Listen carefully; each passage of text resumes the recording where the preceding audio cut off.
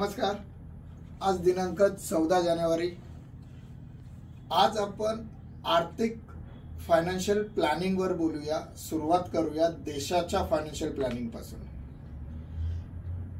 देशाच्या financial planning बद्दल बोलण्याच्या पूर्वी मला असं वाटतं की 2016 साली मी एक कॉल दिला होता की तुम्ही माझ्याकडे विमा पॉलिसी काढा. त्या विमा पॉलिसीचं तून येणारे सर्व कमिशन मी पीएम आणि सीएम रिलीफ फंडला डोनेट करेल.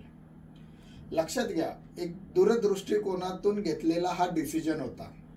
त्यावेळेस मी काही मोठा ज्योतिषी अथवा कोणी नव्हतो की मला काही माहित नव्हतं की एखादी आपत्ती येऊ शकेल का नाही. तर नक्कीच फक्त आपत्ती येण्याचे चान्सेस ऑलवेज असतात. मी विमा क्षेत्रात काम करतो त्यामुळे आपत्ती येऊ शकते हा मला अंदाज होता. युद्ध होऊ शकतो हा मला अंदाज होता. या अनुषंगाने मी सांगितलं होतं की ज्यावेळेस आपण सक्षम आहोत अशा वेळेस जर आपण देशाला पीएम आणि सीएम रिलीफ फंड मध्ये जर डोनेट करून जर पैसे दिले तर भविष्यात येणाऱ्या आर्थिक आपत्तीवर आपल्याला सपोर्ट होऊ शकेल. झालंही तसंच. 2016-17ला खूप कमी लोकांनी त्याच्यामध्ये पार्टिसिपेट केलं. जेवढं शक्य होतं तेवढं आपण पीएम सीएम रिलीफ फंडला डोनेशन्स वगैरे दिले. सगळं झालं. याची खरी गरज काय असं 2016 ते 2018च्या दरम्यान अनेक लोकांनी मला प्रश्न विचारले की अहो तुम्ही पीएम आणि सीएम रिलीफ फंडला डोनेट केलं परंतु त्याची गरज होती का. त्याचं उत्तर मार्च 2020 मध्ये कोविडच्या काळामध्ये मिळालं.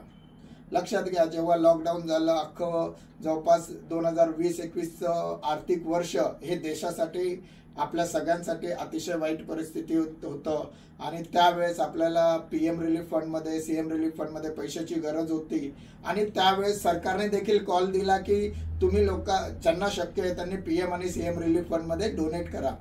आता त्या कॉल मध्ये अजून एक ट्विस्ट होता. ज्या लोकांचे व्यवसाय बंद पडले होते, अनेक सॅलरीड लोकांच्या पगार हे अर्धे झाले होते. 50% पगार काहींना मिळत होते, काहींना 70% मिळत होते, ज्यांना 100% मिळत होते. त्या लोकांकडनं परत डोनेशन देणं कितपत शक्य होतं. लक्षात घ्या, ह्यालाच आर्थिक नियोजन असं म्हणतात. माझा व्ह्यू हा इंडिव्हिज्युअल तुमचं आर्थिक नियोजन करण्यावर नसून माझा व्ह्यू हा देशाचं आर्थिक नियोजन करण्यावर आहे. 2016 पासून मी देशाच्या आर्थिक नियोजनासाठी झटतोय. पीएम आणि सीएम रिलीफ फंड मध्ये डोनेट करणं एक नुसती कल्पना नव्हती, तर त्याच्या मागे भाव होता की जर एखादी वाईट सिच्युएशन या देशावर आली, युद्ध झालं अथवा कारण की 2016च्या पूर्वी टेररिस्ट ऍक्टिव्हिटी बऱ्यापैकी होत्या आणि नोटबंदी नंतर त्या बंद झाल्या. युद्धाची हवा होती. युद्ध झालं असतं, पाकिस्तानची अर्थव्यवस्था कुंवत झाली ही गोष्ट वेगळी, परंतु पाकिस्तानाच्या अर्थव्यवस्थेवर त्यावेळेस एवढं बर्डन नव्हतं. त्यांनी जर युद्ध पुकारलं असतं तर देशाकडे पैसे असावे म्हणून मी पीएम आणि सीएम रिलीफ फंड मध्ये डोनेशन मागत होतो. सीएम रिलीफ फंड का बरं, तर भूकंप होऊ शकतो अशा काळामध्ये देशाला पैसे पाहिजे. त्यावेळेस महाराष्ट्राचे जे मुख्यमंत्री होते देवेंद्रजी फडणवीस, आता जे उपमुख्यमंत्री आहेत, त्यांनी खूप चांगल्या पद्धतीमध्ये गरिबांसाठी आरोग्यासाठी मुख्यमंत्री सहाय्यता निधीतून पैसे देण्याचं चांगलं काम राबवायला सुरुवात केली होती. त्यामुळे सीएम रिलीफ फंड मध्ये सफिशियंट पैसे असावे हा सगळा उद्देश डोक्यात घेऊन मी तो कॉल दिला होता आणि त्याचं आर्थिक नियोजन करायला मी सुरुवात केली होती. आता देशाच्या आर्थिक नियोजनासाठी पण गुंतवणूक करणं जास्त गरजेचं आहे. कालच्या व्हिडिओमध्ये मी ज्या पद्धतीमध्ये बोललो तुम्हाला की शैक्षणिक रिफॉर्मेशन पाहिजे.